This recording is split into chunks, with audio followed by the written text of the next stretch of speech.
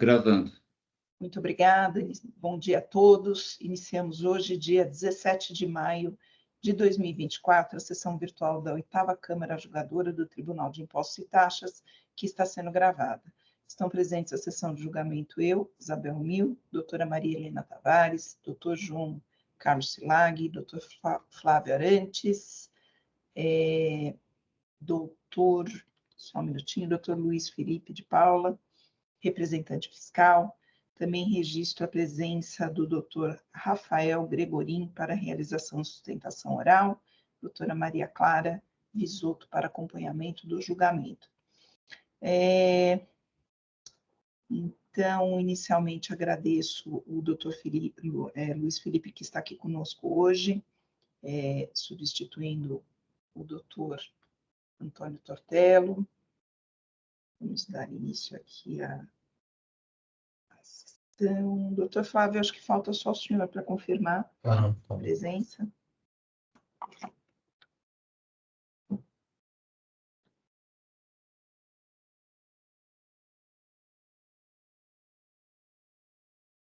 Muito bem. Vamos lá. Então, iniciando pelo processo 41.45.612, Cisco Comércio, processo de relatoria do doutor Silag, está presente o doutor Rafael Gregorim para a realização de sustentação oral. Doutor Silag, se puder fazer uma breve apresentação do caso, depois eu passo a palavra para o doutor Rafael. Tá bem? Obrigado, bom dia a todos.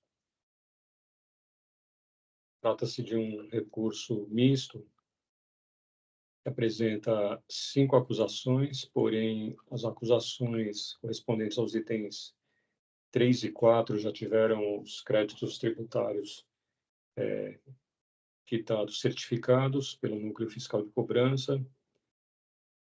Portanto,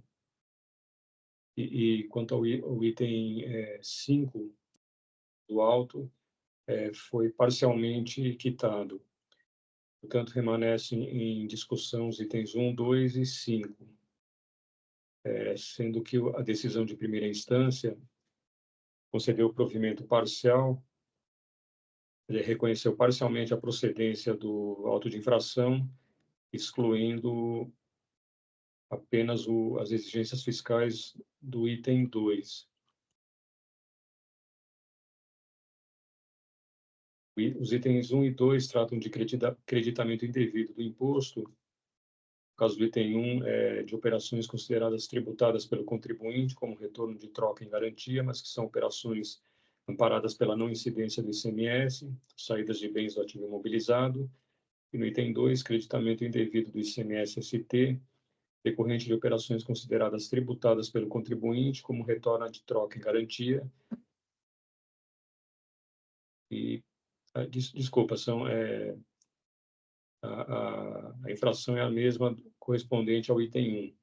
E o item 5 é falta de escrituração de notas fiscais de entrada de mercadorias no estabelecimento referente a operações tributadas. É o suficiente para o relatório. Obrigado. Obrigada, doutor Silag. Doutor Rafael, bom dia, com a palavra. Espero não ter errado seu sobrenome, mas com a palavra, doutor. Obrigado, bom dia a todas e a todos. Obrigado, presidente, doutora Isabel. Falou certinho, sim, meu nome. Obrigado pela preocupação. Doutor Silag, obrigado pelo relatório. Só iniciando aqui, doutor Silag, na verdade, o item 5, ele foi quitado em sede de recurso. Como nós trouxemos no recurso, a gente acabou não questionando a decisão de primeira instância com relação ao item 5, que é aquela questão do movimento real tributável, tal, que o valor não era muito significativo. Então, o que está em disputa é apenas os itens 1 e 2, que são conectados, né? A mesma operação, o item 1 é ICMS, o item 2 é ICMS-ST. Então, no final das contas, só os itens 1 e 2 em disputa ainda.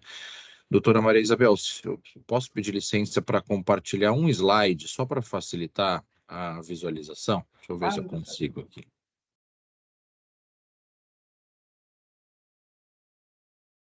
Aparece o slide ou aparece? Aparece, né? Deixa eu tentar colocar maior aqui.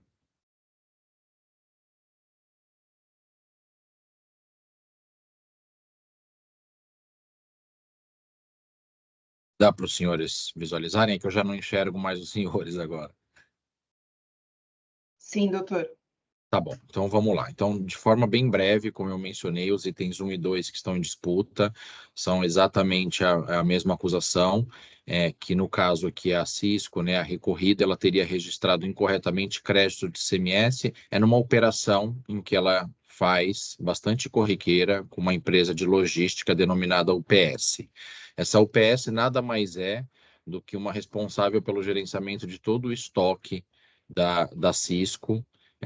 Enfim, a Cisco, como os senhores conhecem, uma das maiores empresas de software, de equipamentos do mundo, ela utiliza esse mesmo modelo mundialmente. Acredito que, na verdade, todas as empresas de software, de equipamentos, o que ela faz nada mais é trabalhar com empresas de logísticas ao redor do mundo, em que essas empresas de logísticas, ela não só distribuem, como fazem todo o gerenciamento do estoque das empresas de software, como é o caso aqui da Cisco.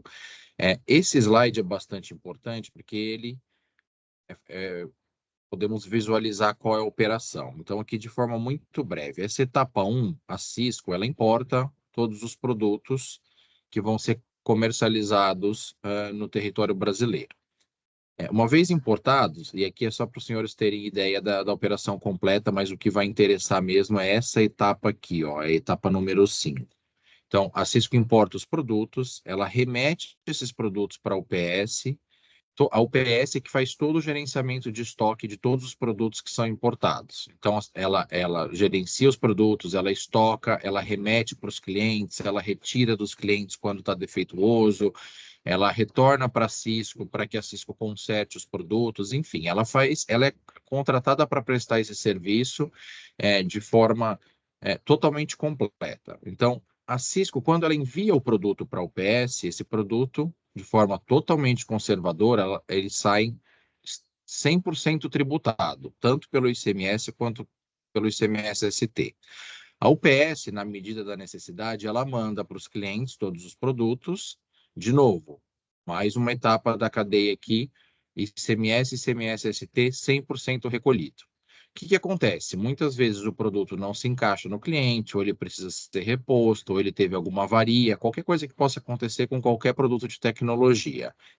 O cliente ele retorna esse produto para a UPS, que é quem, como eu mencionei, faz todo o gerenciamento e é responsável por toda a movimentação do produto. Vejam, senhores, quando esse produto retorna, o próprio cliente ele tributa novamente toda a remessa. E aí aqui sim que é o problema, porque quando o produto está na UPS, de retorno por alguma avaria ou pela necessidade de conserto ou qualquer coisa nesse sentido, a UPS retorna esse produto para a Cisco, que vai mandar para alguém reparar. Vejam, senhores, esse retorno da UPS para a Cisco é novamente tributado, seja pelo ICMS, seja pelo ICMS-ST. Então, o que temos aqui num cenário assim, com toda a licença dos senhores, quase absurdo? Todas as empresas dessa cadeia, dessa operação, elas tributam 100% do ICMS e ICMS-ST o tempo inteiro, seja para ir, seja para voltar. As autoridades fiscais, o que elas falam? Elas falam, olha, essa operação, apesar de todo mundo ter tomado o posicionamento mais conservador e ter tributado 100% em todas as cadeias, essa operação da UPS para a Cisco, a Cisco tomou o crédito indevido. Ah, eu reconheço que a UPS tributou, mas, Cisco, você não poderia ter tomado o crédito aqui de ICMS, mesmo estando na nota fiscal da UPS. Por quê? Porque, na verdade, isso nada mais é do que uma devolução para você do próprio cliente de produto que é ativo imobilizado dele. Então, a acusação é simplesmente essa. O fisco entende que tudo foi tributado, mas ele ignora o PS e fala, olha, aqui ó, é um ativo imobilizado do próprio cliente, como ele te devolve direto isso aqui tem que ser considerado como ativo imobilizado e nos termos do artigo 7º, a saída disso não deveria ser tributada, deveria ter não incidência de ICMS. Vejam, senhores, chegou ao absurdo de o fisco aqui falar que todas as operações tributadas, ela não deveria ser tributada e por isso ela não dá direito ao crédito. Então, assim, é super complexo, porque quando você não tributa, você é autuado pela não tributação. Quando você toma o crédito de uma operação 100% tributada, o fisco vem e fala que você não deveria ter tributado, então o crédito não é correto. E aí piora a situação, porque o que acontece? Nós estamos falando desse segundo auto de infração. Houve um primeiro auto de infração antes desse, igualzinho, acusações idênticas. Crédito indevido de ICMS porque o retorno da UPS não deveria ser considerado como operação tributada. Aqui o mais absurdo, senhores. Nos últimos anos, a recorrida, no caso aqui a Cisco, ela litigou contra esse processo, falando as mesmas coisas que nós estamos falando aqui, que a operação inteira é tributada e que o direito ao crédito existe. Só que pior, nessa autuação anterior, a base legal foi integralmente diferente. O fisco usou outra situação. Ele falava na primeira autuação que não é que as operações deveriam ser por não incidência. Ele não falava em ativo imobilizado, ele falava, olha, na verdade, como são operações com máquinas, partes e peças, você tem que ter uma redução de base de cálculo. Então, assim, na verdade, você não tem direito ao crédito integral, você tem direito a 80%, ou a 90%, ou a 10% de crédito, dependendo da operação. Aí passa um tempo, vem o auto de infração que estamos falando, idêntico, só muda o período autuado, e ele fala, não, sabe aquele primeiro auto que eu te falei, que era a redução de base de cálculo e tal? Esquece aquilo. Na verdade, agora, o que eu estou falando é uma devolução de ativo imobilizado. E também, para ser ativo imobilizado, para você não ter direito ao crédito, Cisco, eu estou desconsiderando a UPS. E, na verdade, quando eu falo que está desconsiderando a UPS, não é que o fisco fala isso, tá? Ele considera a UPS na operação, mas ele, para fins tributários, ele ignora. Então, eu quis preparar esses slides, senhores, só para deixar bem claro que, assim, no final das contas, estamos diante de operações em que o fisco mudou o entendimento em pouquíssimo tempo, da água para o vinho, sempre com o intuito de cobrar. O ICMS, no final das contas, não é nem cobrar o ICMS, né? É questionar um crédito numa operação integralmente tributada. Então, assim, passando para as razões aqui muito rápido, doutor Isabel e demais juízes, a gente apresentou aqui um recurso bem robusto e contrarrazões também, já vou passar, porque o que acontece? A decisão de primeira instância, ela foi parcialmente procedente, ela aceita o ICMS-ST, ela cancela as exigências de ICMS-ST, mas ela mantém as de ICMS. Então, eu vou tentar aqui ser breve e direto ao ponto. Com relação ao ICMS, foi isso que eu mencionei para os senhores. Ele fala, olha, no final das contas, o retorno ele é direto do cliente para Cisco, e então teria que tratar como ativo imobilizado. Aqui 2 pontos muito rápidos, senhores. Primeiro, não é admissível o fisco ignorar o UPS. A UPS é uma empresa de logística, é uma empresa que faz a reposição, contribuinte do ICMS, que registra o crédito na entrada, paga o ICMS na saída, todas as notas emitidas dos clientes para a UPS foram tributadas, ela registrou o crédito, quando ela dá saída dos produtos, 100% das notas são tributadas. Então, assim, primeira coisa, ignorar o UPS é totalmente descabido. E, de novo, o fisco não questiona o UPS na operação. Ele só para fins de questionar o crédito da Cisco, ele ignora, vamos dizer assim, a UPS no meio da jogada. Então, o primeiro ponto é que é inadmissível, e aí, de novo, senhores, só conseguiríamos falar em não incidência na saída de ativo imobilizado do cliente final para Cisco se ignorarmos a UPS, o que é com todo respeito, um tremendo absurdo. Então, esse é o primeiro ponto. O segundo ponto é que, mesmo que ignorássemos a UPS, teríamos que ter em mente que o cliente está dando saída de ativo fixo, ativo imobilizado dele para Cisco, o que não é verdade. Nem o cliente trata esses produtos como ativo imobilizado, tanto é que ele tributa a saída dele. Se o cliente tratasse como ativo imobilizado, ele não teria tributado a saída dele quando ele dá a saída para o UPS. Então, assim, são duas premissas totalmente equivocadas. Primeiro, ignorar uma empresa de logística que tributa, e Segundo, tratar um produto, tratar uma operação como saída de ativo imobilizado para falar que é não incidente o ICMS, sendo que a própria empresa que deu a saída desse produto não trata como isso e tributou. Então, assim, estamos falando claramente de um cenário hipotético absurdo em que o fisco ignora grande parte da operação, mesmo reconhecendo que houve o pagamento para simplesmente falar, Cisco, você não tem direito ao crédito.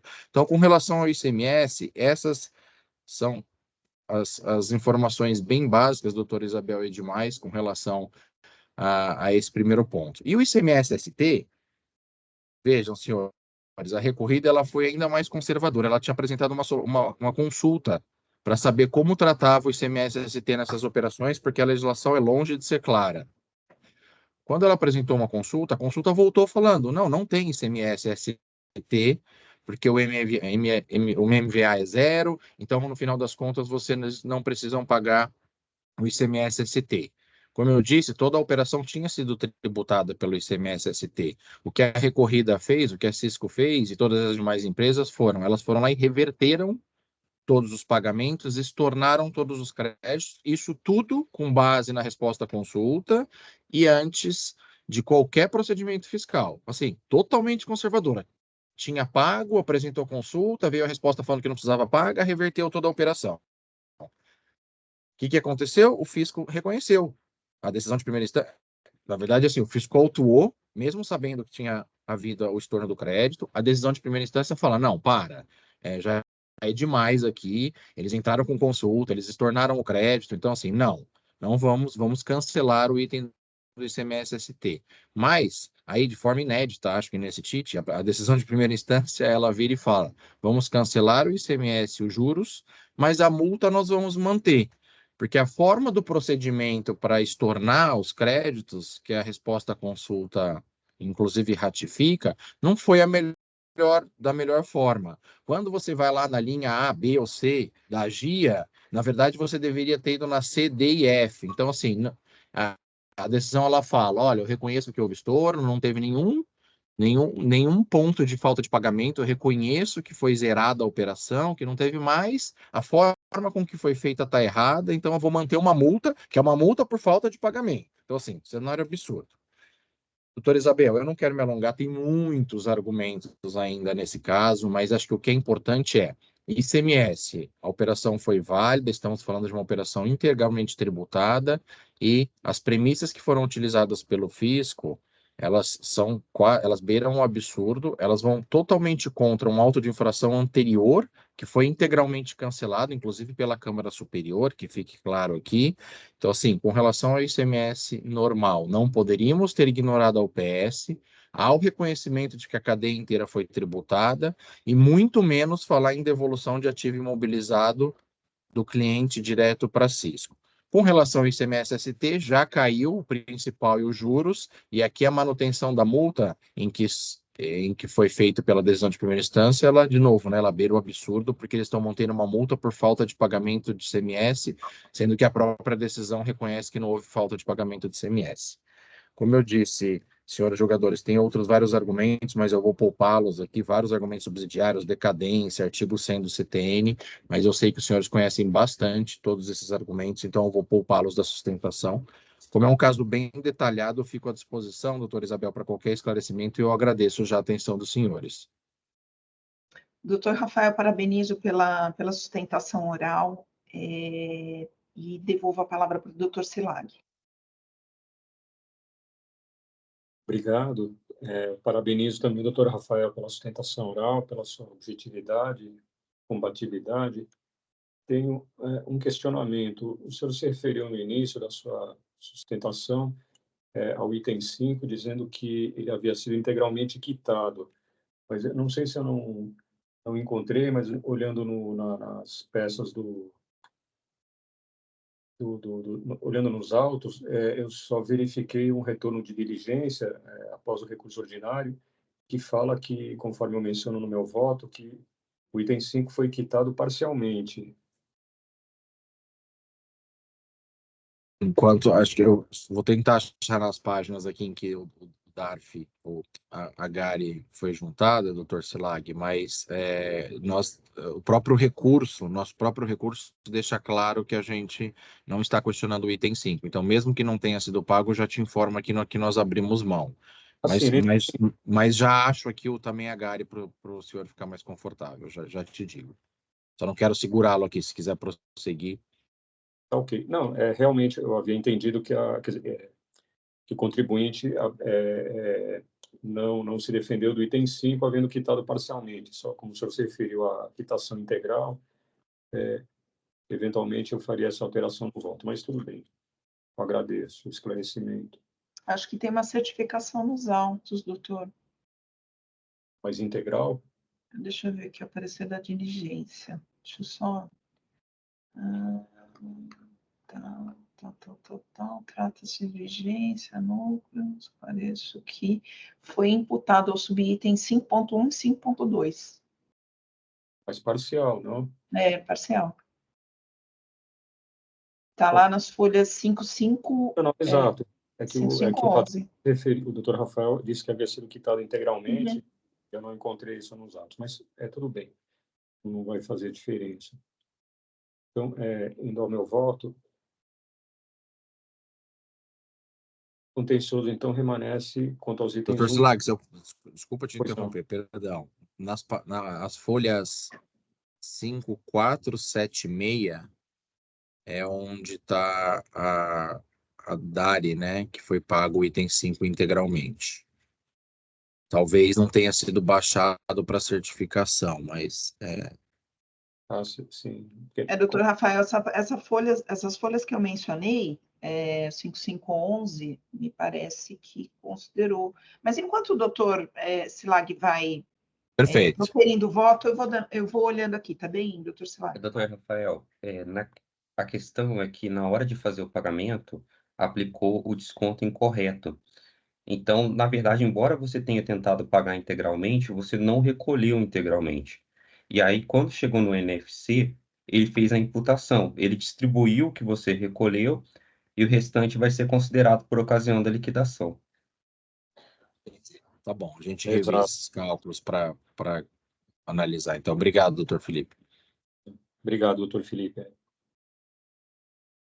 Com relação à alegação de decadência, como ambos os itens 1 e 2 tratam de infração de creditamento indevido do imposto, conforme a súmula número 9 desse tribunal, aplica-se a regra da contagem do prazo decadencial do artigo 173, inciso 1 do CTN. E, dessa forma, para os fatos ocorridos em 2016, verifica-se o termo do lapso decadencial em 31 de dezembro de 2021, enquanto que a lavratura do auto ocorreu em 28 de outubro de 2021. Portanto, não se verifica a decadência com relação aos itens 1 e 2. E com relação ao item 5, também não se verifica a decadência parcial, uma vez que se trata de infração apurada por meio de levantamento fiscal e, conforme a súmula número 15 desse tribunal, também nesse caso, nessas infrações, aplica-se a regra do artigo 173.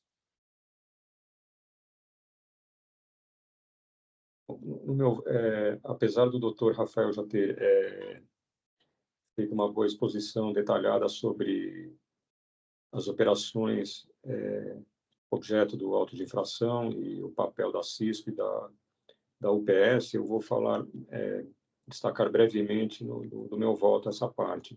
A Cisco, Comércio e Serviços de Hardware e Software do Brasil Limitada, a hora autuada, ela importa peças, componentes e máquinas denominados spares, que acho que a tradução seria sobressalentes, sujeitos em sua maior parte à retenção antecipada do ICMS até a saída para consumo final. Os produtos são enviados diretamente a seu parceiro, UPS SCS Logística do Brasil, que os armazena e administra a sua saída para os clientes, usuários ou consumidores finais. Essas operações são acobertadas por notas fiscais de entrada emitidas pela Cisco, com destaque do ICMS e do ICMS-ST. Esses spares são fornecidos aos clientes, que são os consumidores finais, como saída a consumidor, através de contrato de serviço de suporte técnico, denominado TSS, e serviços avançados, denominados AS, para reposição de itens instalados. Os contratos de TSS oferecem cobertura para serviços de manutenção e suporte pós-venda, dentre eles a substituição antecipada de hardware ou uso de equipamentos e peças de reposição, os spares. Essa substituição antecipada significa que esses spares a serem substituídos são vendidos pelo contrato de TSS, que assegura uma reposição dos spares caso necessário. A UPS é intermediária entre a Cisco e os destinatários finais das mercadorias, ou os prestadores de serviço de reparo, o que não altera a natureza das operações realizadas entre esses e a autuada. Constata-se que a metodologia utilizada pela autuada para a substituição das mercadorias usadas defeituosas, acreditando-se no seu retorno de ICMS na mesma proporção do valor atribuído à sua saída, não encontra amparo na legislação tributária. A Cisco utiliza-se do contrato TSS para efetuar a substituição de mercadorias com defeitos, operação que não guarda relação com a saída da mercadoria comercializada, conforme alegado pela autuada, em resposta à notificação, abre aspas, resposta à notificação, esclarecimento sobre as operações, as folhas 32. Tratando-se, na verdade, de um contrato de seguro entre as partes para a substituição de produtos dentro de um prazo determinado. A UPS emite as notas fiscais de retorno dos itens defeituosos à Cisco, registrando como natureza da operação remessa para troca em garantia, ou retorno de troca em garantia, com ICMS e o ICMS-ST destacados. A Cisco escritura essas notas fiscais como retorno de troca em garantia, acredita-se do ICMS e do ICMS-ST, colocando nas informações adicionais as notas fiscais de saída referentes à origem desses retornos. A própria autuada esclarece as folhas 32, na resposta à notificação, que a despeito de o item de reposição estar relacionado ao equipamento da marca Cisco e não existe conexão específica entre as remessas dos itens de substituição e as operações de venda original do equipamento.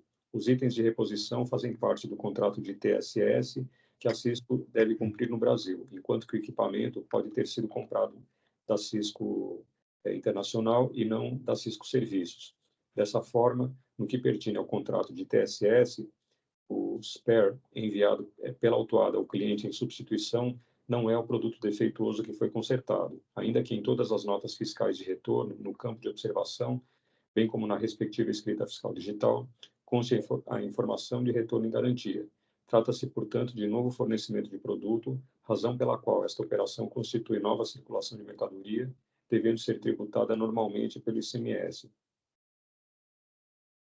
A operação decorre do contrato de TSS, o qual é independente e autônomo em relação à operação de venda, uma vez que é contratado à parte pelo cliente.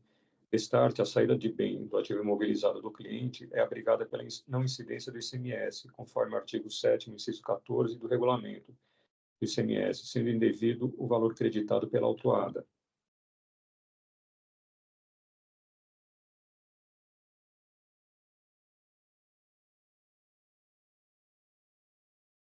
O imposto devido no envio da peça em substituição ao cliente pode ser compensado com crédito relativo à entrada dessa mesma peça no estabelecimento da autuada, quando da aquisição realizada junto à Cisco Internacional, para atender os contratos de TSS. Conforme constatado, a peça remetida pela autuada ao cliente em substituição não é a peça defeituosa que foi consertada, conforme admitido pela autuada às folhas 32.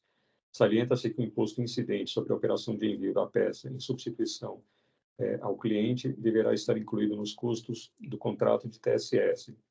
E ressalta-se que somente nos casos de devolução de mercadoria em virtude de garantia, o contribuinte poderia efetuar o creditamento integral do imposto, visando desfazer a operação anteriormente efetuada, conforme estabelece a decisão normativa CAT número 4 de 2010, conforme o seu item 1, que eu reproduzo no voto.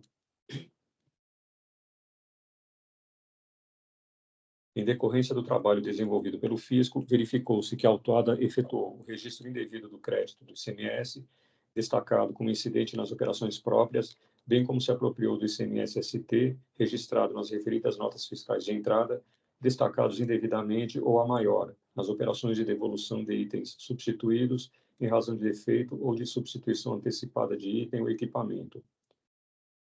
Não procede a alegação de nulidade do item 1 do auto, porque teria havido mudança do critério jurídico pelo fisco. A autuada sustenta que o presente auto fundamenta a glosa do crédito no artigo 7º, inciso 14 do regulamento do CMS, porque as mercadorias seriam ativos fixos dos seus clientes em relação aos períodos de 2016 e 2017, ao passo que outro auto de infração, de número 4.082.852, que versaria sobre as mesmas operações para os exercícios de 2013 e 2014, glosa parcialmente o crédito do ICMS, com suporte no artigo 11, inciso 2, a linha B, do anexo 2 do regulamento, e no artigo 4º, parágrafo 1º, a linha 2, e artigo 9º, parágrafo 1º, da portaria CAT 92 de 2001.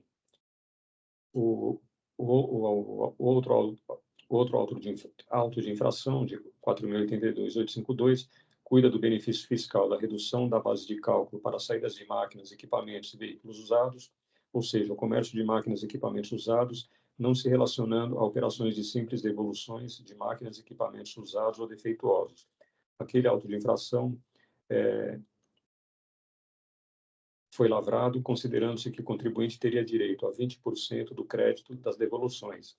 E ainda naquele auto de infração, a mesma hora autuada afirmou em sua defesa que os dispositivos retrocitados não se aplicariam às operações de retorno e garantia realizadas em 2013 e 2014, uma vez que tais operações não se caracterizavam como comércio de máquinas e equipamentos usados, mas sim de operações acobertadas por contratos de reposição antecipada, o TSS e o AS. Portanto, em decorrência dos esclarecimentos feitos pela própria autuada, verificou-se que as operações se tratavam, na realidade, de retorno de ativo imobilizado e que o contribuinte autuado não teria direito a qualquer crédito. Em consequência de tais informações, foi lavrado o presente auto de infração. Destaca-se que as operações daquele auto de infração referem-se aos exercícios de 2013 e 2014, enquanto que no presente auto trata de operações realizadas em 2016 e 2017, cujos fatos geradores são posteriores àquele auto de infração. De todo modo, ainda que o fisco houvesse modificado o critério jurídico, o que não é o caso, tal medida encontraria amparo na legislação para a lavratura do presente auto, conforme o artigo 146 do CTN. Não cabe razão autuada ao alegar que o fisco teria deixado de observar o princípio da não cumulatividade. A autuada teria agido conforme a lei ao escriturar o crédito correspondente ao ICMS, destacado pela UPS, na saída das mercadorias. Ocorre que a autuada deixou de observar os requisitos legais para a apropriação do crédito do ICMS relativo às entradas de mercadoria no estabelecimento, o qual foi corretamente glosado.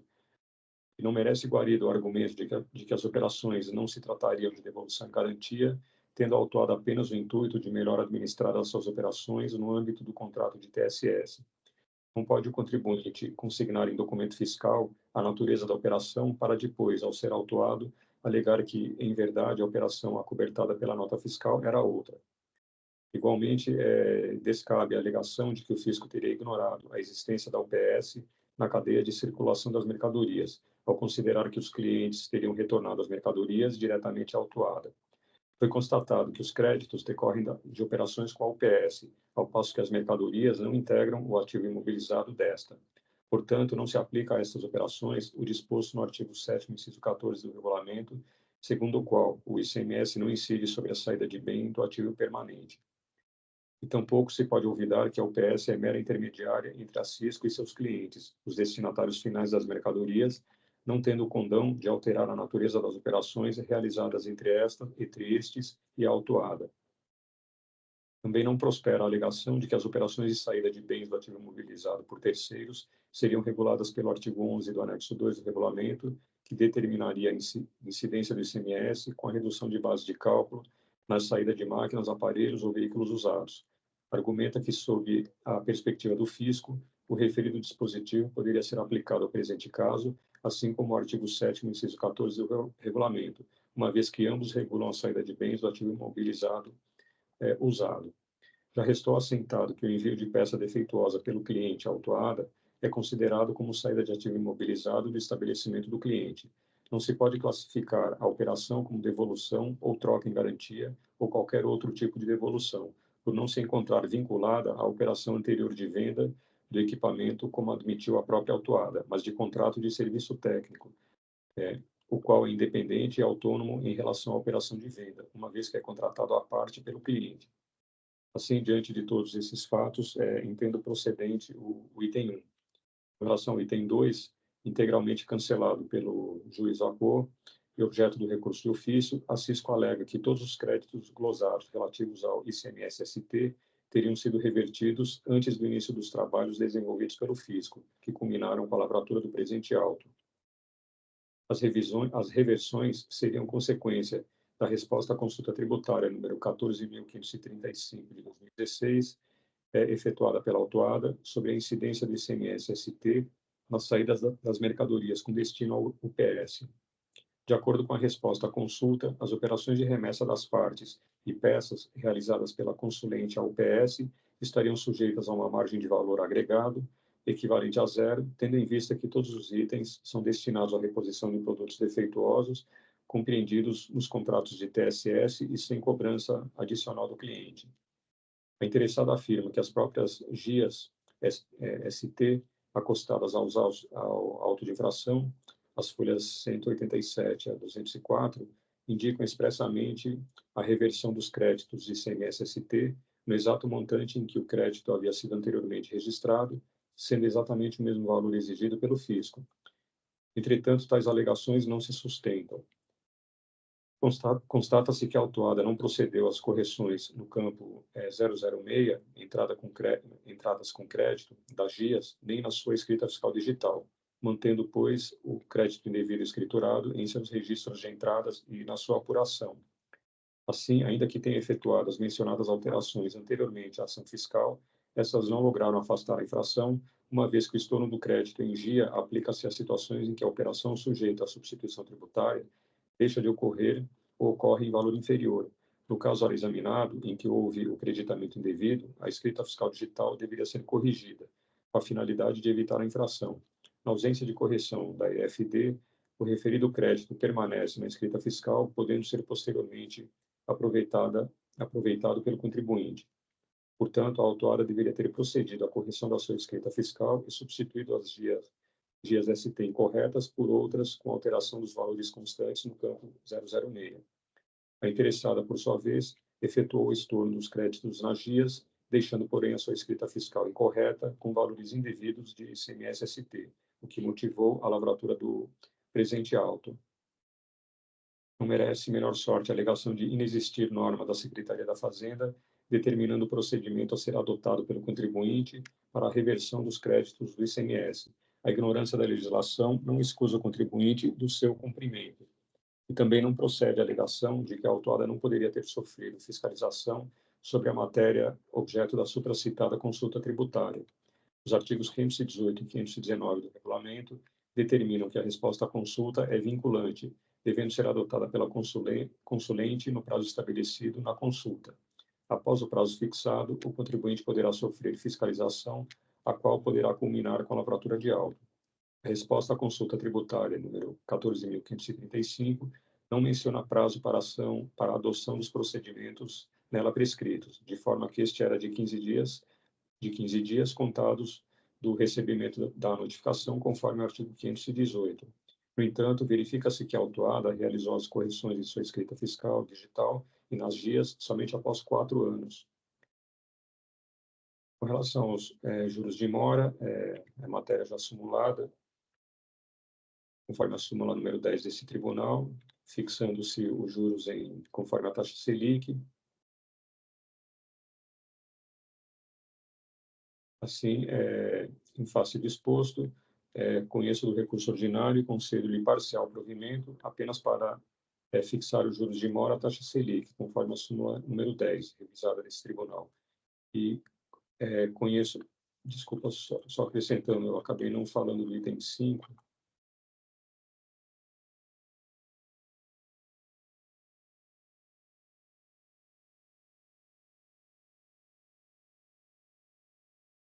Acho que falou sim, doutor. mas acho que eu não mencionei, não, eu falo no voto, mas acho que eu não mencionei só. Brevemente, aqui, eu digo que o item 5, no começo do voto, O item 5 foi objeto de recolhimento parcial, imputado aos subitens 5.1 e 5.2, podendo ser complementado para extinguir a exigibilidade do crédito tributário, conforme declarado pelo Núcleo Fiscal de Cobrança, as folhas 5.511.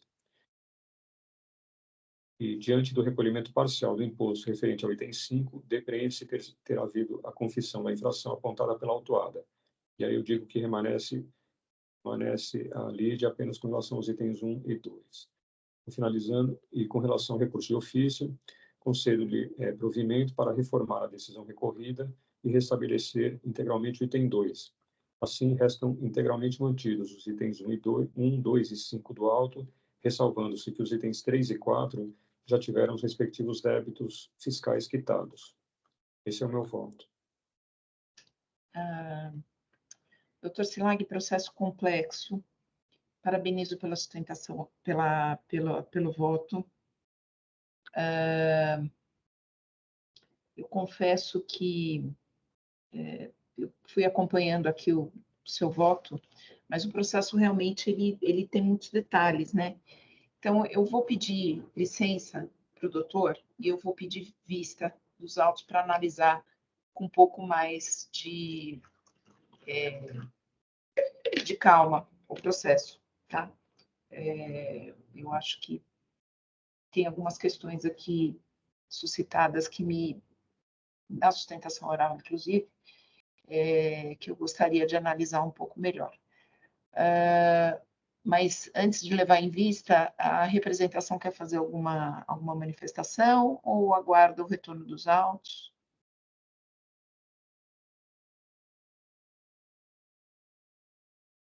Bom dia, doutora. Só acho interessante destacar que o doutor João expôs muito bem, é que, na verdade, toda situação não deriva de um contrato, de uma situação de devolução e garantia. Não se trata de uma aquisição de um produto novo que deu um defeito e está retornando. Mas um outro tipo de contrato em que a Cisco disponibiliza para o usuário final uma reposição quando eventualmente quebrar alguma coisa. E a partir dessa quebra, a peça nova segue, né, para o consumidor final, e a peça que ele tinha lá retorna, mas completamente desvinculada dessa operação que foi contratada. E daí, por isso que não se pôde considerar como uma devolução em garantia, porque não existia uma aquisição específica anterior, e sim um contrato que é desvinculado, e essa circunstância é reconhecida pela própria Cisco, as folhas 32. E no que tange ao item 2, que na verdade, assim, embora eles tenham tentado substituir a GIA, não sei se por erro, o que acabou acontecendo, eles não modificaram o crédito que tinha lá. Então, assim, o crédito ficou, e por isso que está sendo cobrado. Tá certo, muito obrigada. A representação, doutora Maria Helena, doutor Flávio, aguardam um retorno. Oi, doutora, eu aguardo o retorno também. Guardar o retorno também. Tá certo. A Então, matéria é meio complicada. bem complicada. O doutor Silag destrinchou bem o processo, mas realmente ele é bem complicado. Acho bem salutar uma vista para... Bom, então, doutor Rafael, eu me concedi vista, então, numa próxima sessão que esse processo vier a ser pautado, e se o senhor quiser acompanhar o julgamento, o senhor já sabe como fazer, tá? Como proceder aí. Agradeço. Obrigado, doutora Isabel. Bom dia a todos e a todas. Bom Obrigada, dia. senhor também. Bom dia. Bom dia, doutor Rafael. Bom, vamos lá. Julgamento aqui. Agora, nós vamos para o próximo, que é o 41-51-983, Telefônica do Brasil. Doutora Maria Cláudia está fazendo acompanhamento. O processo é de relatoria da doutora Maria Helena, que já proferiu o voto na sessão passada, e o processo acabou saindo em vista comigo, com o doutor Flávio e com o doutor Silag. Então, doutor, nós vamos fazer o seguinte, doutor Silag, doutora Maria Helena, se puder só fazer um resumo, doutor Silag, em seguida, doutor Flávio, por fim, eu vou falar a minha conclusão aqui também. Doutora Maria Helena, por favor. Então, é um auto de infração para cobrança de multa isolada, tendo por fundamento o descumprimento de obrigação acessória na prestação de serviço de telecomunicação na modalidade pré-paga, com a acusação de ausência da entrega da primeira via da documentação fiscal aos clientes e tomadores de serviços, referente aos períodos de 2017 e 2018, bem como a ausência de disponibilização de acesso ao fisco estadual dos referidos documentos, né? Eu afastei o argumento de nulidade, né? E todos os argumentos de nulidade, o de decadência também, por conta da súmula desse tribunal, né? Porque se deveria instrumental, então se aplica o artigo 173, inciso 1, para contagem do prazo, e também em relação à inobservância da portaria CAT 115 de 2014, eu também afastei, né, a nulidade, porque também já constitui matéria consolidada nesse tribunal. E aí eu julguei, né, acolhi o recurso voluntário por conta de que eu acho que teve uma revisão de lançamento não autorizada pelo artigo 149 do CTN, tá? Eu entendi que no caso, foram as mesmas operações, o mesmo período, então, num outro auto de infração foi exigido o imposto, e nesse auto de infração está exigindo só a multa decorrente das obrigações acessórias. Então, eu acho, na minha opinião, né, conforme eu fundamentei, deveria ter sido lavrado tudo junto. Então, por conta disso, eu conheci e dei provimento ao recurso ordinário, mas eu deixei uma parte que, se eu restar vencida, em relação a esse argumento, eu voto pelo conhecimento parcial do recurso para reduzir a multa. Eu sugeri 5% dos valores das operações do período, por conta do valor envolvido, mas aí a gente deixa para discussão dos meus pares. É isso, basicamente, senhora presidente. Muito obrigada, doutora Maria Helena. Doutor Silag. Obrigado. Eu vou ler partes do meu voto apenas. Eu pedi vista dos autos para, com devida vênia, manifestar entendimento divergente ao exposto pela doutora juíza relatora, doutora Maria Helena Tavares de Pinho Tinoco Soares, a quem rendo as minhas costumeiras homenagens. Peço licença para adotar o seu bem elaborado e preciso relatório, prestigiando a economia processual. A infração apontada decorre da prestação de serviço de telecomunicação na modalidade pré-pago, desacompanhada da primeira via da documentação fiscal.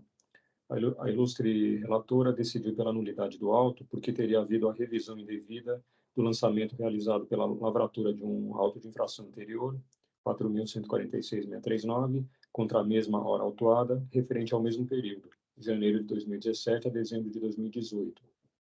Foram lavrados contra a hora recorrente 2 autos de infração, ou seja, aquele auto e o presente auto, em 14 de dezembro de 2021 e 16 de dezembro de 2022, respectivamente. E aqui nos deparamos com fatos geradores diversos, que implicaram lançamentos independentes e resultando na cobrança do imposto naquele auto de infração e apenas na multa no presente auto. Não se trata de complementação da autuação para cobrar multa faltante no primeiro auto. E digo também que não se encontra na legislação qualquer impedimento para que o órgão fiscalizador realize nova auditoria em uma empresa com relação ao mesmo período, da qual poderá resultar um novo lançamento em decorrência da identificação de nova infração, não constante de auto de infração lavrado anteriormente. Assim, nesse sentido, eu entendo que o presente auto não resulta da revisitação ou revisão do auto de infração anterior, uma vez que os 2 autos tratam de infrações distintas que resultaram em exigências fiscais distintas. Portanto, não há que se falar, nesse caso, da aplicação dos artigos 146 e 149 do CTN. Portanto, não vislumbro a nulidade do auto de infração aventada pela ilustre juíza relatora. Porém, acompanho o seu voto quanto ao afastamento das demais nulidades alegadas pela recorrente. E, se vencida quanto à questão preliminar de nulidade do auto, a ilustre relatora havia entendido pela procedência da acusação, no que também a acompanho. Entretanto, a ilustre juíza decidiu, neste caso, em conceder à autuada o benefício fiscal previsto no artigo 527-A do regulamento para reduzir a multa aplicada a 5% do valor original. Divirjo também da respeitável decisão nesse ponto. Quanto ao pedido de redução e relevação, nos termos do artigo 527-A,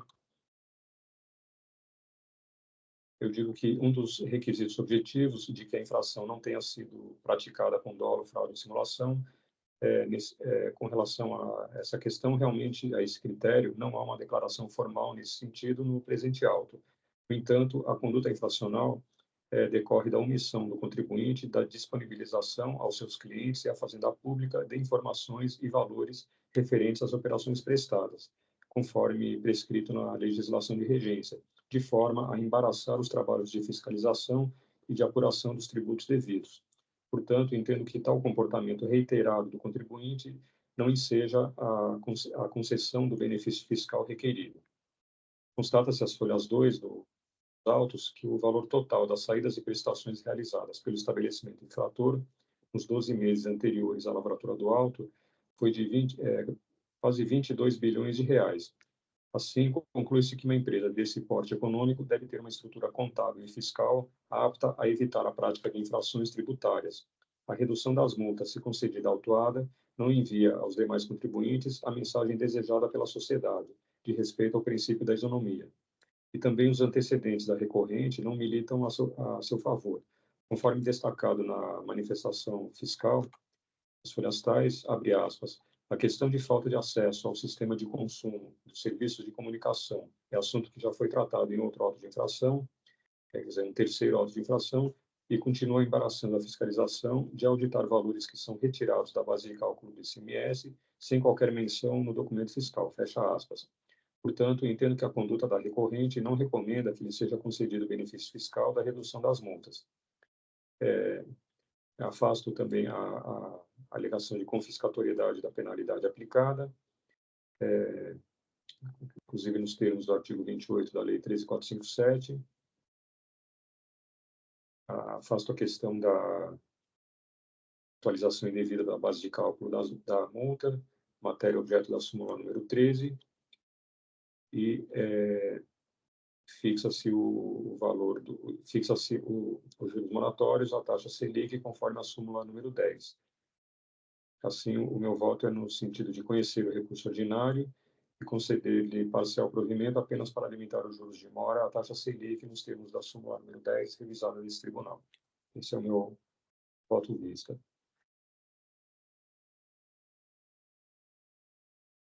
Obrigada, doutor Silag, parabenizo pelo voto. Doutor Flávio. Bom, bom dia a todos. O voto meu ele é curto e é relacionado com o artigo 527-A. Como a patrona está presente, eu vou fazer a leitura do voto. Eu pedi vista dos autos para apresentar voto em relação à aplicação do artigo 527-A ao caso concreto.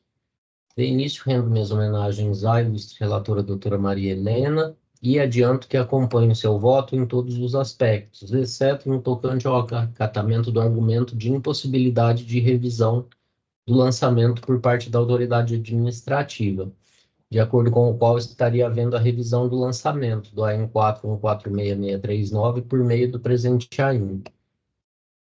Nesse ponto, acompanho o voto vista do Dr. João Carlos, ao qual também rendo minhas costumeiras homenagens, por entender que não há revisão do lançamento anterior realizado por meio do AIN 4146639, tendo em vista que as condutas acusadas são distintas, conforme demonstra o voto vista, não havendo impeditivo algum ao fisco em auditar operações, mesmo que já auditadas dentro do período decretal.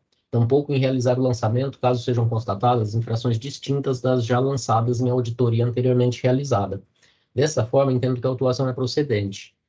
Quanto à aplicação do artigo 527-A para a redução ou relevação das multas, geralmente nos casos onde é aplicado o redutor do artigo 85-A da Lei 637489, entendo suficiente a moderação sancionatória naqueles termos. Conforme se depreende do demonstrativo de débito fiscal de folha 5, foi aplicado o limite de 1% previsto pelo artigo 85-A da Lei 6374 aos 2 itens de acusação, resultando em uma multa efetiva de R$ 219.488.442,19 para cada item, conforme o faturamento da empresa nos 12 meses anteriores à lavratura, que constam no quadro de folha 6. Como o valor das operações dos itens 1 e 2 somados supera a casa de 4 bilhões, verifica-se que a aplicação do artigo 85-A da Lei 6374 resulta em uma moderação sancionatória já bastante significativa, considerando o percentual de 50% do valor das operações previsto como base de cálculo da multa, no caso concreto. Todavia, do que observo dos autos, os itens 1 e 2 cuidam exatamente da mesma infração, tendo sido segregadas em 2 itens exclusivamente em razão da data da ocorrência, sendo o item 1 referente ao ano de 2017 e o item 2 referente ao ano de 2018. Por sua vez, o parágrafo 3º do artigo 85-A da Lei 6374 estabelece que o limite de 1% do valor das operações, prestações de serviço, deve ser aplicado em relação a cada infração cometida.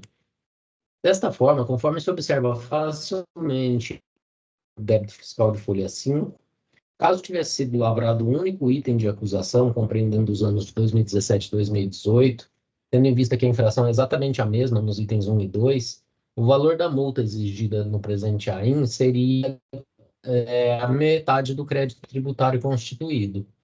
Estão satisfeitos os requisitos objetivos para a aplicação do artigo 527-A do RICNES, conforme apontado pela relatora doutora Maria Helena, bem como em razão da própria aplicação do artigo 85-A da Lei 6374, pela autoridade administrativa por ocasião do lançamento de ofício, o que pressupõe o cumprimento dos requisitos do caput do parágrafo 2º do citado artigo, que exclui infrações onde há exigência de imposto e as hipóteses de dolo, fraude ou simulação.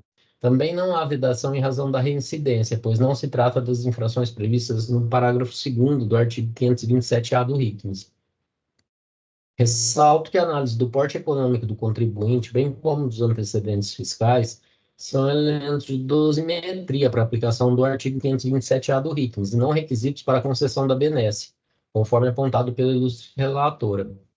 Nesse ponto, da análise que faço dos autos, concordo com a ilustre relatora em relação à necessidade de aplicação do artigo 527-A ao presente caso. Todavia, discordo do percentual proposto. No caso concreto, eu entendo aplicável uma redução da multa de 50%, de forma a reduzir o valor do crédito tributário constituído no presente AIN, justificada em razão da segregação de uma mesma infração em 2 itens de acusação, o que, por via reflexa, acabou afetando o valor do crédito tributário constituído, em razão do limite previsto pelo artigo 85-A da Lei 6374, devendo ser aplicado o artigo 527-A do RICNES no sentido de eliminar o valor adicional do crédito tributário constituído em razão da forma como o auto foi lavrado, independente da análise do porte econômico ou dos antecedentes fiscais da autuada, mas tão somente como medida de justiça a ser aplicada ao presente caso, dando efetividade ao limite previsto por infração pelo artigo 85-A da Lei 6374.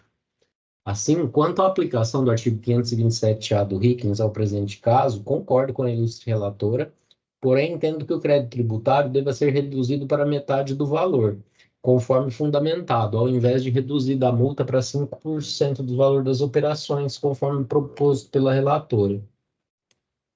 Por fim, observo que, em razão da aplicação do limite previsto no artigo 85-A da Lei 6374, decidida conforme acima, tendo por base o valor das operações, prestações de saída nos 12 meses anteriores à autuação, as questões relacionadas à atualização do valor básico para o cálculo da multa, bem como do índice de juros de mora, restam prejudicadas, cabendo, todavia, observar em relação a tais matérias a existência da súmula 13 do TIT, em relação ao cálculo das multas, e a súmula 10 revisada em relação aos índices de juros de mora. Então, diante do exposto, eu conheço do recurso ordinário de imposto e ele dou parcial provimento apenas para aplicar o artigo 527-A do RICNES nos termos acima. É esse o voto. Parabenizo o doutor Flávio pelo voto. Bom, doutor Flávio, nós não combinamos, mas o meu voto foi exatamente no mesmo sentido. Eu estou propondo aqui o voto, também é um voto curto, faço aqui algumas considerações, acho que nem seria necessário aqui a leitura, mas eu faço aqui algumas considerações, rememorando que as acusações do presente ainda decorrem da prestação de serviço de telecomunicação na modalidade pré-pago, acompanhado da primeira via de documentação fiscal, que contra a autuada também foram lavrados o presente AIM e aquele de número 4. Opa, peraí, deixa eu só ver se eu não errei esse número aqui. Aqui é o 9183. Então, é o outro número que é o 4146639. Deixa eu só corrigir aqui. E que, resumindo, que eles realmente, aqui analisando, eles são autos de infração com acusações distintas. Então, me parece que a relatora ela fez uma proposta de cancelamento do auto de infração. Eu peço vênia à relatora, mas eu não também discordo desta conclusão, entendo que não é o caso de cancelamento. Faço aqui algumas considerações acerca do artigo 149 e, por fim, eu faço aqui uma proposta de redução para 50% do valor da multa imposta. E aqui nos termos do artigo 527-A. Aí, bom, então, estamos alinhados, eu e o doutor Flávio, e todas as demais questões eu acompanho a relatora. Então, estamos alinhados, eu e o doutor Flávio, em relação à redução da multa em 50%, a relatora em 5%, e o doutor Silag pela manutenção do auto, com exceção da com exceção da aplicação da taxa Selic. Aí eu pergunto à relatora se ela vai manter o voto ou se ela vai acompanhar eventualmente na redução em 50%. Sim, em relação ao mérito, eu entendo que eu continuo mantendo o meu voto, porque eu já até me manifestei em processos anteriores nesse sentido. Mas, como precisa ter 3-1 na redução da multa, eu posso acompanhar em relação à multa, mas aí como é que eu faço? Eu abro uma preferência? Sim, deixa eu só cancelar o meu aqui. Porque, na verdade, no mérito eu também estou acompanhando, porque no mérito a doutora está mantendo a autuação, né? Não, eu não mantive. Não? Não. Olha. Não. Se vencida quanto a preliminar. Porque eu reconheci que tem a nulidade que não foi observado o artigo 146. Então, quer dizer, se eu for vencida em relação ao cancelamento total, pelo menos eu peço a redução da multa. Então, no mérito, se vencida, como de fato será, né? Isso. Se vencida, entende pelo cancelamento, pela manutenção do auto. Pela manutenção do auto e redução da multa. Isso, exatamente. Então aí eu faço uma preferência e só altero para reduzir em 50%. Porque aí a gente consegue os 3 votos, né? Sim, mas foi exatamente. Agora a doutora me deu até um susto, mas foi exatamente o que eu tinha compreendido do seu voto. Mas, doutora Isabel? Oi? Se me permite, então, como nós havíamos discutido previamente, né, esse esse julgamento, esse auto de infração, eu havia dito que eu reformularia o meu voto para acompanhar o voto do... Ele havia inicialmente expressado o voto do Dr. Flávio. Mas uma vez que acho que não haverá necessidade, então eu vou deixar de acompanhar, eu vou manter o meu voto. Tá certo, tá certo. Representação? Enquanto eu faço aqui, ó. Na verdade, nenhum comentário a acrescentar. Agradeço. Ok, obrigada. Deixa eu só ver aqui. Então, ele vai ser conhecido e parcialmente provido. Doutora Isabel. Pois não? Eu tenho um certo receio, dependendo dos termos que forem utilizados, porque a gente tem uma multa de 50% do valor da operação. Se você reduz a multa em 50%, pode haver um entendimento de que essa multa fica a 25% do valor das operações. Já está corrigido aqui. Já está corrigido aqui. A gente tem que tomar um certo cuidado aí com os termos. Já corrigi. Porque aí vamos depois... joia. Peraí, deixa eu só... tá, agora acho que está disponível. Doutor João, eu copiei a sua ementa, viu? Eu não pedi com antecedência, mas eu copiei a sua ementa.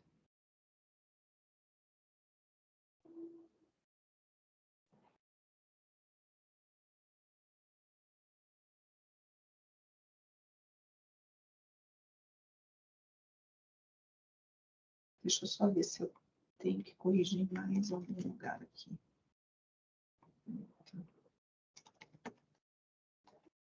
Opa, não, é ementa. Justo a ementa. Não, tá certo, ementa. Okay. Não, eu tenho que corrigir o item 14.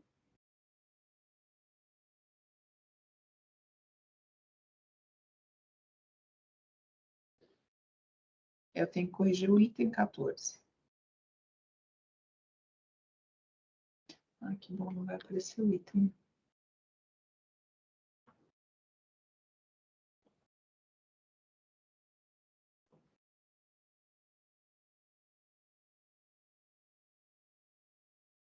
Já está corrigido, acho que está ok, acho que está em termos. Pronto. Pronto. Então, doutora Maria Helena, acho que agora pode solicitar.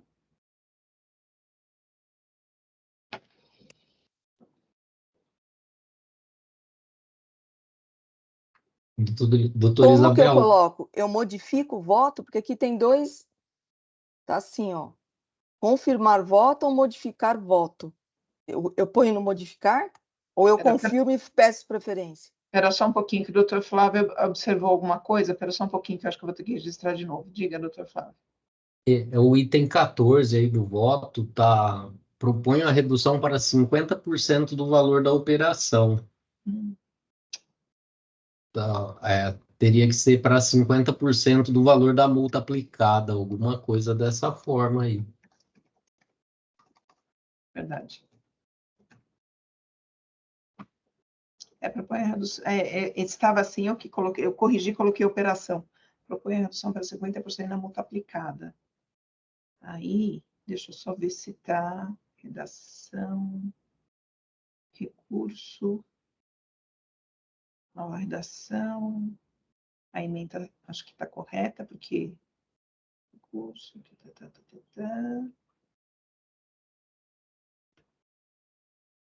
eu acho que é só esse item mesmo. Espera aí, doutora, vamos ver, agora acho que vai dar certo. Vamos lá. Como é que é, doutora? Quais são as opções? A opção que aparece aqui está assim, confirmar voto ou modificar voto. Aí minha pergunta, eu confirmo e depois eu faço uma preferência ou eu modifico o voto? Olha, assim, eu acho que em termos práticos, modificar seria melhor, né? Fazer uma observação que após discussões, alguma coisa tá, assim? aí deu. Aí deu. Aí dá. Aí deu. Se quiser colocar alguma coisa, a Sim. proposta inicial era de 5%, mas em razão dos debates.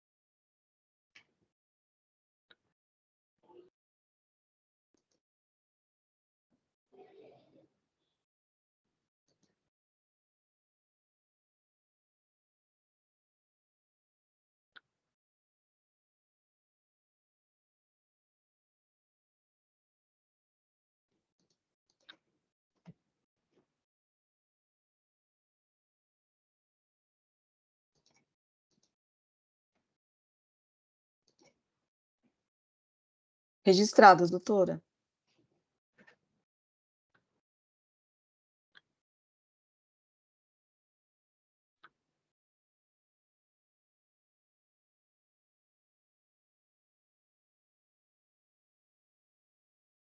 Ok. Tá bem. Bom,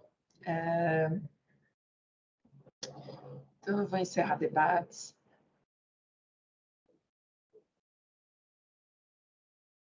Verificando o quórum.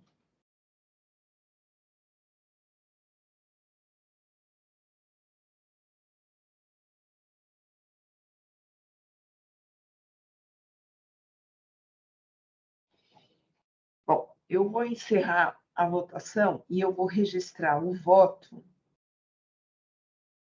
O voto vencedor é que o doutor Flávio, ele tem,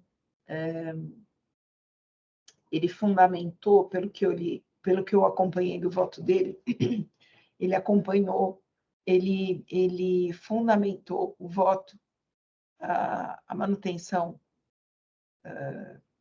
numérica, de uma forma muito parecida com o que eu fundamentei. Então, o voto vencedor vai ser o do doutor Flávio. Como a doutora Maria Helena está acompanhando, aí vai dar, sim, aí vai dar certo. Então, encerrar a votação. Vamos lá, agora começa o desafio. Não a questão antecedente, conhecido parcialmente, não, conhecido integralmente, parcialmente provido, voto de vistas do doutor Flávio. Então, gravar. Vamos ver se vai dar certo agora. Questão. Registrar voto. Olha, aparentemente deu certo. Vamos ver aqui. Encerrar julgamento.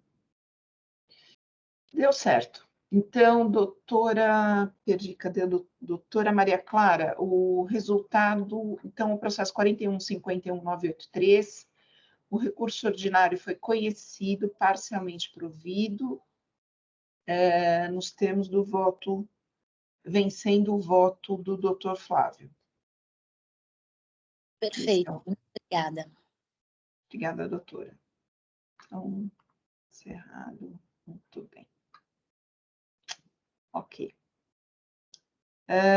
Então, vamos lá para o primeiro da pauta, 41.27.005, Zeto Transportes, processo de relatoria da doutora Maria Helena, é um pedido de edificação de julgado e não temos patronos presentes. Doutora Maria Helena, se quiser fazer uma breve apresentação do caso. Doutora, a doutora primeiro, pode abrir para eu incluir, porque não estava aberta e eu já... É super simples esse caso.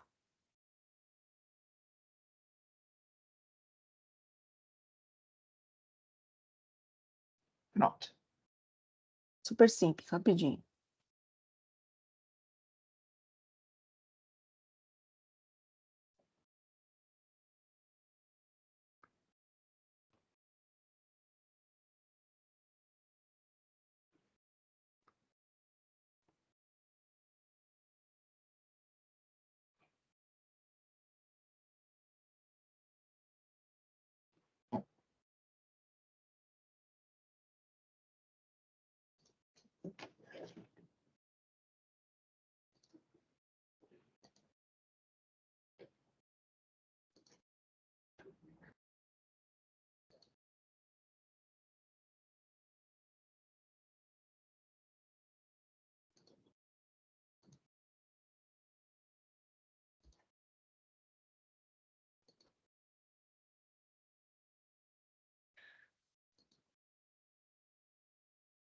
Bom, vamos lá. Nesse processo, o que é? É uma retificação de julgado apresentada pela Fazenda. Só tem uma infração, né, que é relativa à nota fiscal inidônea, que foi julgada pela 10ª Câmara por unanimidade e está assim emendado. ICMS, nota inidônea, crédito do imposto indevido por escrituração de documentos de entrada declarados inidôneos. A inscrição estadual do emitente foi declarada nula em virtude de simulação de existência de estabelecimento. Falta de comprovação da efetividade das operações, aplicação da taxa Selic a partir de 1º de novembro de 2017. Recurso conhecido, com provimento parcial, apenas em relação à aplicação da taxa Selic a partir de 1º de novembro de 2017. Então, aqui, o que teve? O mérito não foi acolhido, né? Então, foi mantido o mérito, e a retificação ela é específica a essa parte do provimento parcial em relação à aplicação da taxa Selic a partir de 1º de novembro de 2017. Só que, realmente, conforme consta de todo o processo, esse argumento não foi levantado pela recorrente. Aliás, o recurso é muito confuso, bem confuso mesmo. E se a gente fosse aplicar a súmula, é exatamente o contrário, né? Que a súmula aplica antes desse período, porque nesse período já tem a lei. Então, o que eu fiz? Eu recebi, acolhi o pedido de retificação, então vai ter uma retificação para ser recurso ordinário conhecido e não provido. E em relação à Selic do outro período, eu acho que não dá para a gente mexer em retificação de julgado, né? Porque nem tem pedido para isso. Então, eu não falei nada. Agora, foi isso que eu julguei. Eu acho que retificação de julgado não dá, até porque não tem nem petição da Fazenda, não tem nada pedindo. Eu acho que isso vai ser pedido no especial, que já foi interposto também na Câmara Superior. É isso, presidente. Então, é pedido retificação julgado conhecido e provido. Obrigada, doutora Maria Helena, parabenizo pelo voto. Esse é um daqueles processos que eu já comentei aqui, que nós votávamos. O voto era naquele sentido de aplicação da taxa Selic a partir de novembro de 2017. Agora, deixa eu só entender uma coisa aqui. E não tem pedido assim. Realmente a Fazenda tem razão. É um erro de fato mesmo. Doutora, mas aí, pera um pouquinho. Aí está fazendo...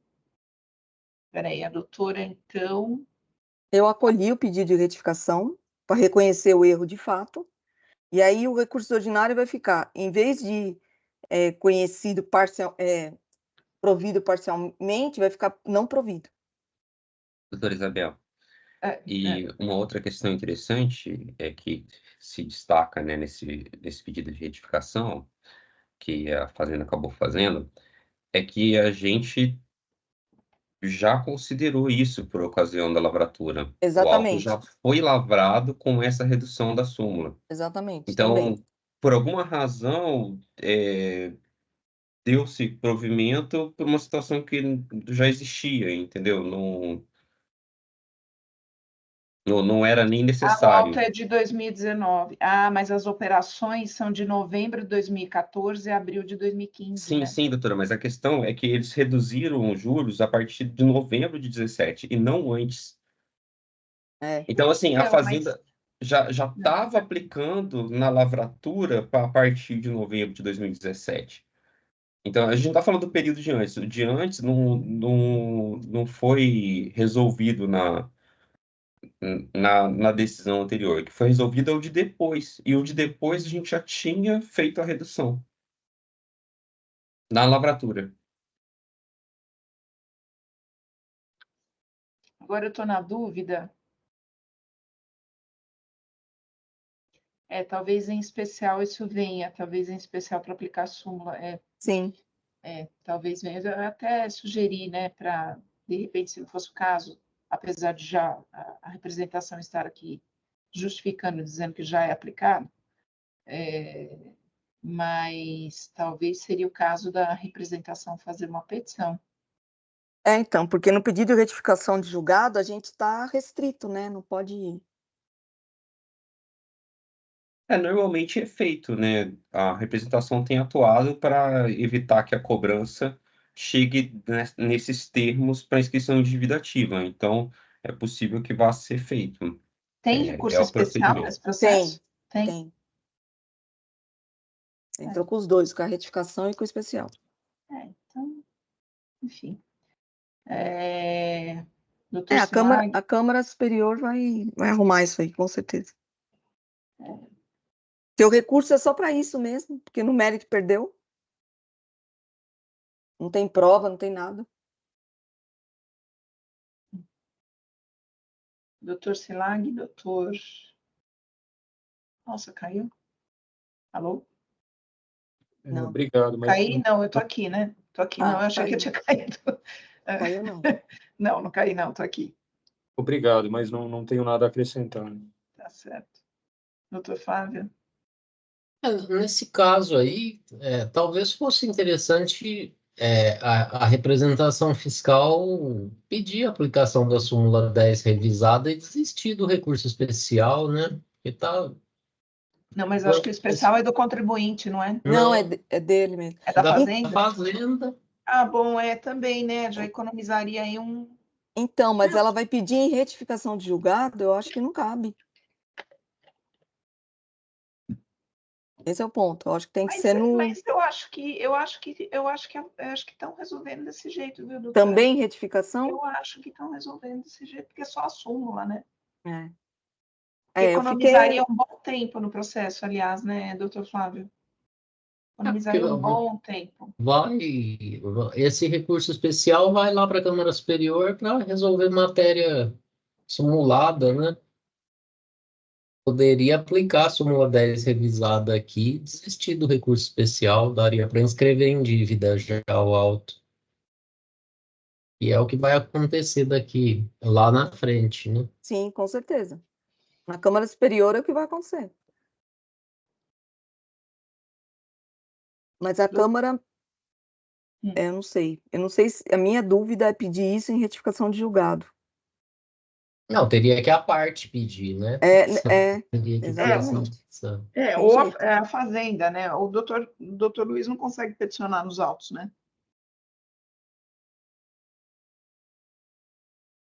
Doutora, a questão é que eu acho que a gente não teria competência para fazer essa alteração, porque a gente estaria modificando o voto da 10ª Câmara no período anterior.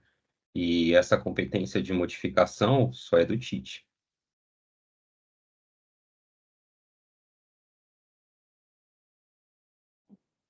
E de ofício, doutora? Oi? Que aí realmente o doutor Flávio deu uma boa solução. A Fazenda pode desistir do recurso especial, né? Resolve, conserta, porque senão é um processo que, assim, é uma questão tão simples, né? Sim. Bom. Mas desculpa, mas a Fazenda pode, quer dizer, uma das partes pode... Não, eu ia perguntar se pode desistir do recurso. Pode, né? Poderia. Eu acho que começou essa questão, se já tiver resolvido no pedido de retificação de julgado, que esse efeito modificativo do pedido de retificação de julgado, eu tenho minhas dúvidas ainda se não existe esse efeito, né? Às vezes eu acho que não, às vezes eu acho que sim. Eu acho que é uma questão processual interessante esse pedido de retificação de julgado. Mas, não sei, acho que nesse caso é um único ponto, né? E é uma questão já simulada. A Câmara Superior, mesmo nos casos de pedido de retificação de julgado do recurso especial, versando sobre matéria distinta, tem acatado as petições da representação fiscal para aplicação da súmula 10 revisada, né, como um último última chance aí Última disso instância. ir inscrito para a dívida ativa com o juro da Selic, né? Então, eu acho que é uma matéria bem tranquila aí, mas Então, mas só a questão é que a gente, na verdade, está fazendo uma retificação de uma decisão que já foi feita, né? E o erro de fato que foi cometido não tem a ver com essa matéria. Então, assim, a gente entraria numa situação, assim, comparando com o processo judicial, é como se o juiz estivesse usurpando a competência do tribunal. Então, porque ele está decidindo depois de já ter decidido em sede de embargo de declaração. Então, ele não pode modificar o que ele já decidiu em sede de embargo de declaração. Ele só pode corrigir o erro de fato. E aí, essa correção do que ele já decidiu tem que ser do tribunal. Então, mal comparando, o problema é esse. Infelizmente, tem que subir para superior para que ela, sendo competente para isso, faça essa revisão da decisão, porque não é uma retificação, é uma revisão. Foi essa dúvida que eu tive, porque É que eu não já é um erro participei. de fato, na verdade é uma questão de interpretação. A É Fazenda um que erro de veio com direito, a Fazenda é. que veio com a tese de erro de fato, na verdade não é interpretação. Não, O pedido de retificação de julgado, se fosse levar ao pé da letra, ele não deveria nem ser conhecido, porque isso não é erro de não, fato, não, não, não. Nesse caso que a gente né? pediu porque ele considerou que tinha que É, reduzir a partir de exatamente. novembro, sendo que E já não, tinha reduzido. Então, foi um erro existia de um erro fato. de fato. Mas com relação aos períodos anteriores, é um erro de Mas direito. continua não sendo erro de fato.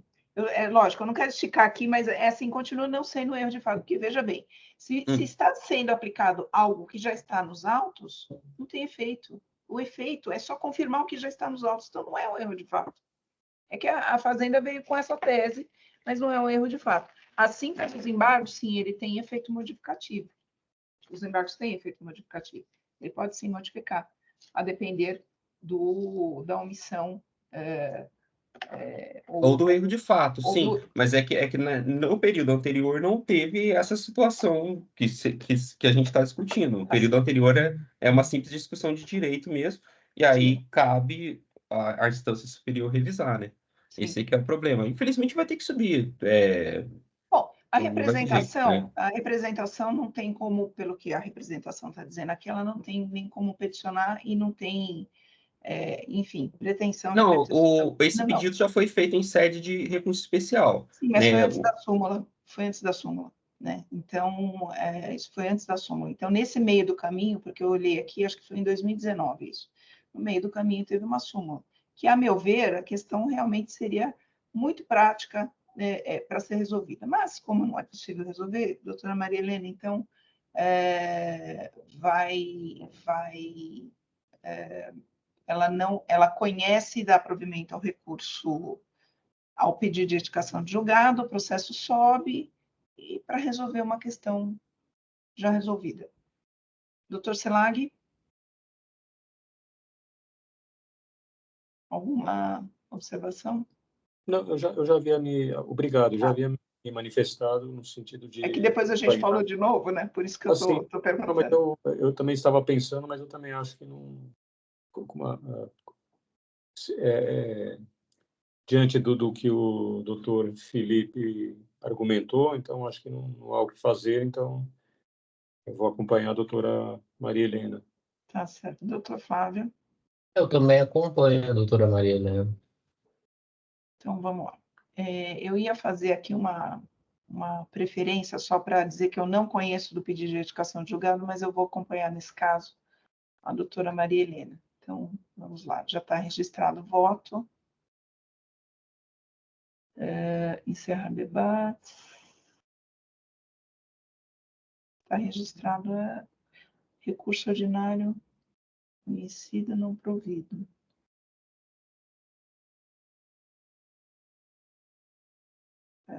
Tanto teve efeito modificativo que mudou o resultado do recurso ordinário.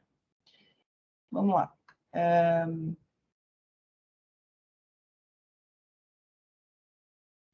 Iniciar a votação.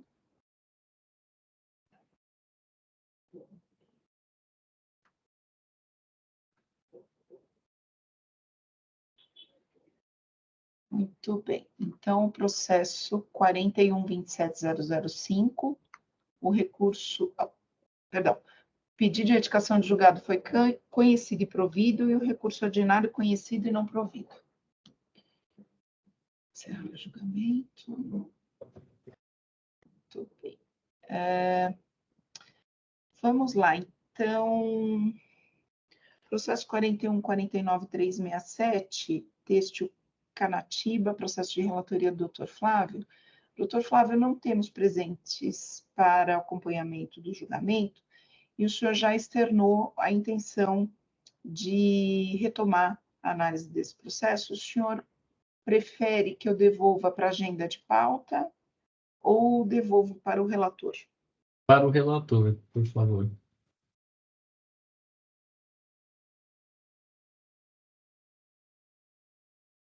Muito bem. Então, o processo 41.49.367 retornou para o relator. Eu acho que agora... Muito bem.